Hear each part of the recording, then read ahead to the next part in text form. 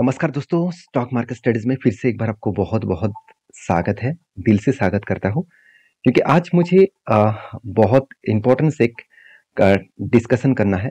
Important discussion इसलिए मैं बता रहा हूँ क्योंकि आज मैं ऐसे एक सेक्टर के बारे में चर्चा करूँगा, जिस सेक्टर ने एक बहुत बड़ा कैपेक्स का अनाउंसमेंट किया है। अगर वो कैपेक्स सही में अगर फुलफिल हुआ, तो सोचिएगा जो 2 कंपनी के बारे में आज बात करूँगा, वो 2 कंपनी एक धमाका लेवल का परफॉर्मेंस करके दिखाएँगे। क्योंकि आज मैं वही सेक्टर के बारे में बात कर रहा हूँ जिस सेक्टर का डिमांड बहुत बहुत तेजी से बढ़ रहा है। और बहुत सारे मुझे दोस्तों ने कमेंट किया, सर ऐसे कुछ सेक्टर के बारे में बता दीजिए जो अपकमिंग टाइम्स में एक बहुत तेजी से ग्रोथ करने वाला है। तो वो सेक्टर का नाम कौन सा है, सबसे पहले मैं बता दूं। सेक्टर का नाम मतलब प्रोडक्ट का नाम है सेमीकंडक्टर। देखिए, सेमीकंडक्टर एक ऐसे प्रोडक्ट है जो हर तरीके से इलेक्ट्रॉनिक्स गैजेट के ऊपर लगाया जाता है। चाहे आपके घर में टीवी हो, आपका मोबाइल फोन हो, आपका कार हो, आपका बाइक्स हो, हर जगह पे आपको सेमीकंडक्टर यूज होता देखने को मिलेगा। और ताइवान सबसे बड़े एक कंट्री है जो मतलब कंडक्टर बनाते हैं। और इंडिया में 2 कंपनी इसके ऊपर बहुत बड़ा प्लांट लगाने वाले हैं। तो उसके ऊपर कैपेक्स भी अनाउंसमेंट हो चुके हैं। कहाँ-कहाँ पे प्लांट लगेगा, कितना अमाउंट का प्लांट लगेगा, सब कुछ मैं डिस्कशन करूंगा। तो प्लीज इस वीडियो को मिस मत करना। अगर मिस करेंगे तो बहुत कुछ आपको मिस हो जाएगा। तो अगर आप सीखने के लिए आए हैं, जानने के लिए आए हैं, तो बने रहिए। अगर आपको सब कुछ पता है तो आप आपके हिसाब से काम करिए। तो वीडियो को शुरू करने से पहले मैं रिक्वेस्ट करूंगा, चैनल को अभी तक सब्सक्राइब नहीं किया तो देर किस बात की, फटाफट सब्सक्राइब कर लीजिए। क्योंकि इस चैनल के माध्यम से का बहुत सारे इन्फॉर्मेशन कंटिन्यूसली आपको मिलता रहेंगे। तो सबसे पहले मैं बात करूं, सेमीकंडक्टर कहाँ कहाँ पे यूज किया जाता है। जैसे देखिए, टेलीविजन के ऊपर, जैसे आप पर्सनल जो कंप्यूटर यूज करते हैं उसके ऊपर, मोबाइल फोन, स्मार्टफोन, उसके बाद ऑटोमोबाइल्स, उसके साथ साथ जो एडवांस मेडिकल सिस्टम है। मतलब आप अगर मेडिकल सिस्टम में जाएंगे तो जो हेल्थ का चेकअप होता है, तो एडवांस लेवल का बहुत सारे मशीनरीज आपको देखने को मिल जाते हैं। तो वहाँ पे सेमीकंडक्टर का यूज किया जाता है। अभी इस सेमीकंडक्टर के जो प्रोडक्ट है, गवर्नमेंट जो अनाउंसमेंट कर रहा है कि सेमीकंडक्टर अभी इंडिया में बनाया जाएगा, क्योंकि इंडिया में सेमीकंडक्टर बनाने वाला कोई कंपनी है। पहले सुनने को मिला था कि वेदांता इस तरीके से प्रोजेक्ट के ऊपर काम करेंगे, तो वो तो भाग गया, मतलब वो अभी तक काम नहीं शुरू किया।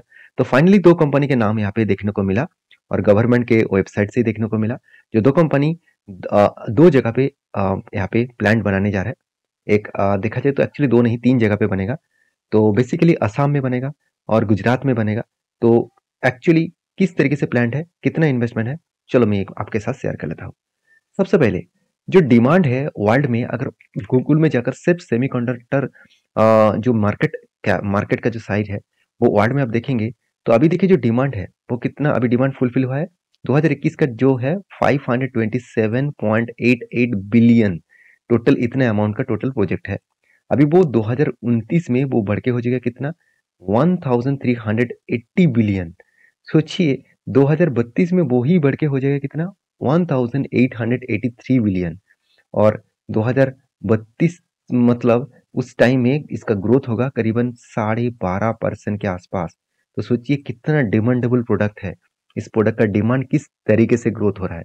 अभी देखिए, इसी चीज मैं अगर इंडिया में दिखा दूं, तो इंडिया में जो डिमांड है वो 26.3% के आसपास, और जो बढ़ के हो जाएगा अपकमिंग 2030 के अंदर 25% के आसपास ग्रोथ होने वाला है। तो सोचिए कितना हाई लेवल का ग्रोथ यहाँ पे देखने को मिलेगा, क्योंकि 2032 में बताया जा रहा है कि 271 बिलियन के आसपास यहाँ पे मार्केट रीच बनने वाले हैं।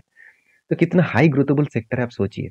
मैं सारे पॉइंट्स में आपके साथ इसीलिए शेयर कर रहा हूँ क्योंकि बहुत सारे लोग कहेंगे सर डायरेक्टली कंपनी का नाम ही बता देते, तो इतने सारे कुछ बोलने का जरूरत क्या है।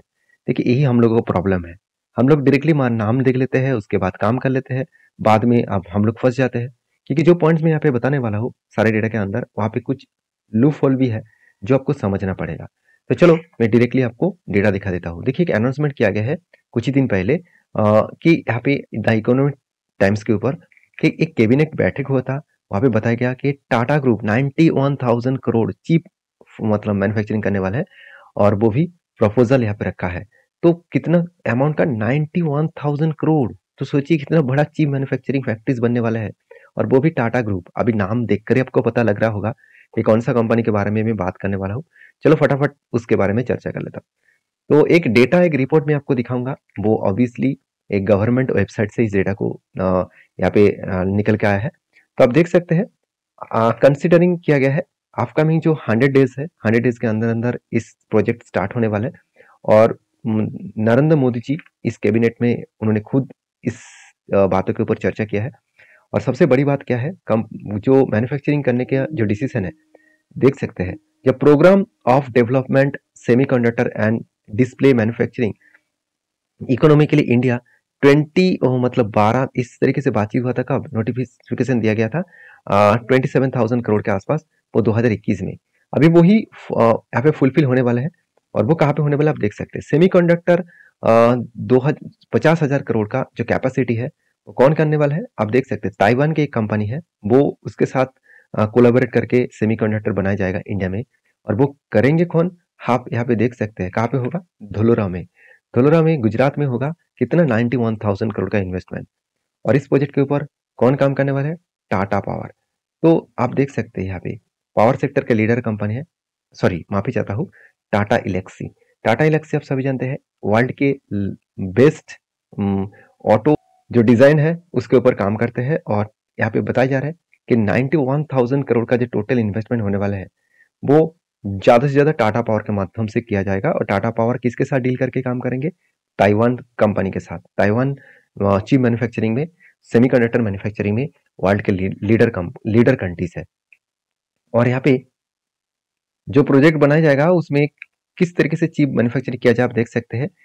जो व्हीकल्स है, साथ ही साथ टेलीकॉम है, डिफेंस है, ऑटोमोटिव सेक्टर के ऊपर, कंज्यूमर इलेक्ट्रॉनिक्स प्रोडक्ट के ऊपर, डिस्प्ले, पावर इलेक्ट्रॉनिक्स, इस तरीके से प्रोडक्ट के ऊपर जो चिप बनाए जाते हैं वो बनाने वाले हैं। और बाकी यहाँ पे देख सकते हैं दूसरा जो प्लांट बनने वाला है वो कहाँ पे है? असम में बनेगा। और इसका टोटल कैपेसिटी कितना होगा? 27,000 करोड़। और वो भी सेमीकंडक्टर बनाया जाएगा तो असम में बनेगा।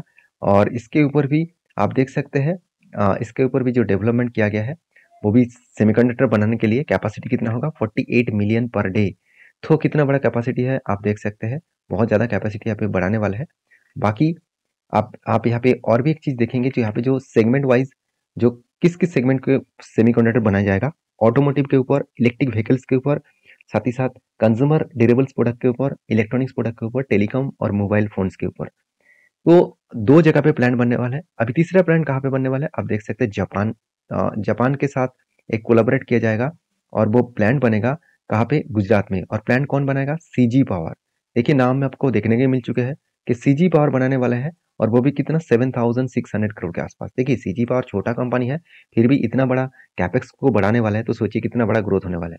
तो दो कंपनी यहाँ पे नाम आपको देखने को मिल ही चुके हैं, एक टाटा इलेक्सी और दूसरा है सीजी पावर। तो ये दोनों कंपनी के बारे में कोई रिकमेंडेशन मैं नहीं कर रहा हूँ। आपको जिसके ऊपर काम करना है उसके ऊपर करिए। मैं सिर्फ आपको यही डेटा दिखा रहा हूँ कि जो अपडेट है, जो डेटा अपडेट यहाँ पे सामने निकल कर आ रहा है, जिस सेक्टर का सबसे ज्यादा ग्रोथ होने वाला है उसी के बारे में चर्चा कर रहा हूँ। अभी चलो देख लेते हैं टाटा इलेक्सी और सीजी पावर कितना बेस्ट कंपनी है। तो देखिए टाटा इलेक्सी मेरे हिसाब से एक बेस्ट कंपनी है, सिर्फ के सिर्फ वैल्यूएशन थोड़ा सा हाई है। देखिए टाटा इलेक्सी अभी भी 48,000 करोड़ के आसपास मार्केट के। हाँ, मुझे बहुत सारे दोस्तों ने कमेंट किया सर 7,700 करोड़ देकर एक शेयर खरीदना क्या सही होगा? देखिए शेयर के प्राइस में इंपॉर्टेंस नहीं है, शेयर के वैल्यूएशन के ऊपर इंपॉर्टेंस है। ठीक है, आज देखिए 48,000 करोड़ कंपनी बना है, कल जाकर यही कंपनी का 4 लाख करोड़ बन गया, तो सोचिए कहाँ से कहाँ तक जर्नी हो जाएगा। और मजेदार बात यही है कि कंपनी की जो वैल्यूएशन है उसके बारे में बात करने से पहले आपको दिखा दूं तो आरओसी आरओई अब बेस्ट देखने को मिलेगा। कंपनी का डेप्थ एकदम जीरो है, इनकम भी बेस्ट है, प्रोमोटर के पास होल्डिंग्स भी बेस्ट है, हाथ में कैश भी बहुत शानदार है। साथ ही साथ कंपनी के दो पॉइंट्स मुझे वीकनेस लगा। पहली बात, कंपनी का डेटोस डे थोड़ा सा ज़्यादा लगा, मतलब कस्टमर से पैसा उठाने में ज़्यादा टाइम लग रहा है। दूसरी बात, जो पैग रेशियो है वो 1% के नीचे होना चाहिए था, यहाँ पे थोड़ा सा ज़्यादा देखने को मिला। बाकी पॉइंट्स देखेंगे तो इंटरेस्ट कवरेज मार्जिन और रिटर्न ऑफ एसेट आरओसी 3 साल में बहुत शानदार है। और साथ ही साथ इबिट्टा मार्जिन भी बेस्ट है।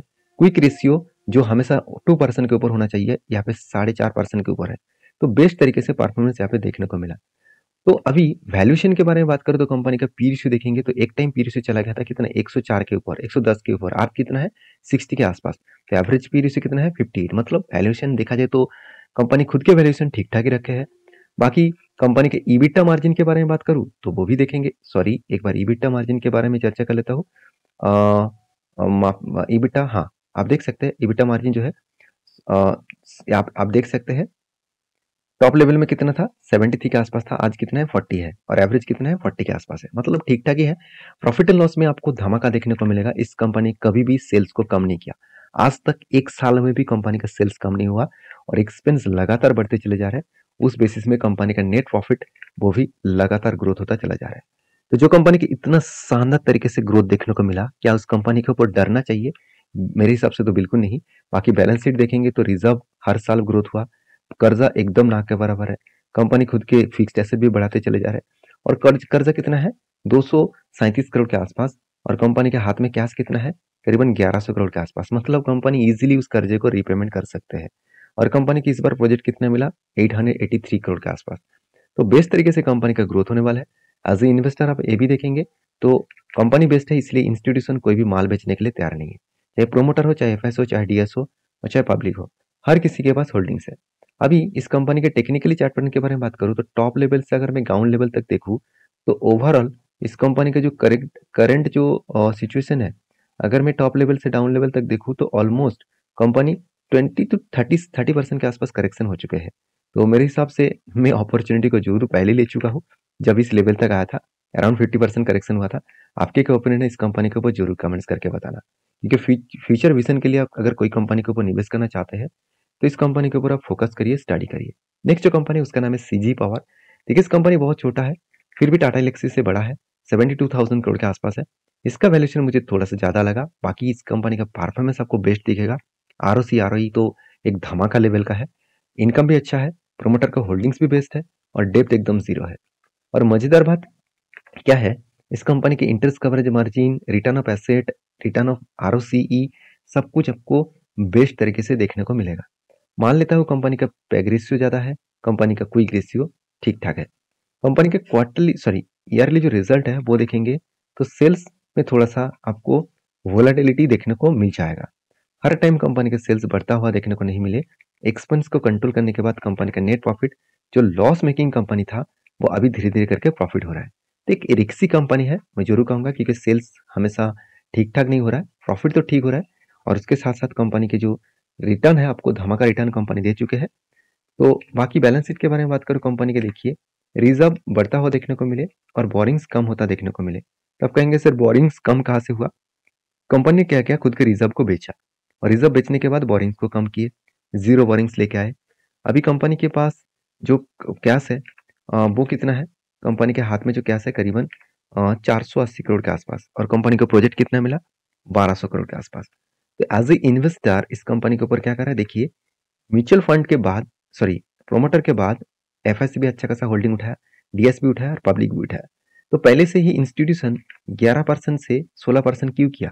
क्योंकि आपको समझने वाला बात यही है कि 5.5% से 9.5% डीएस क्यों किया, क्योंकि उसको पहले से पता है कि कंपनी जिस सेक्टर के ऊपर काम करना स्टार्ट करने वाले हैं, जहाँ पे प्लांट बनने वाला है, अगर उस इतनी बड़े कैपेसिटी के हिसाब से प्लांट बने तो अलग लेवल का एक ग्रोथ होने वाला है।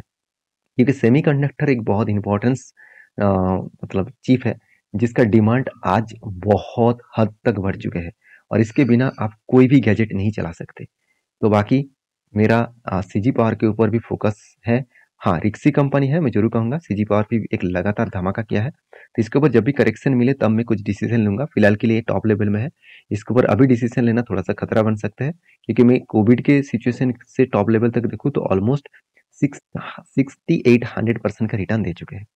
तो बाकी आप समझदार हैं, समझदारी से काम लीजिए, सारे चीज़ों को एनालिसिस करके काम करिए। मेरे तरफ से सारी चीज़ों को आपको सीखने को मिला तो प्लीज़ एक लाइक करिए, और आपके जो एडवाइजर है उसके साथ बातचीत करके काम करिए। इतने नेक्स्ट वीडियो में, तब तक के लिए धन्यवाद।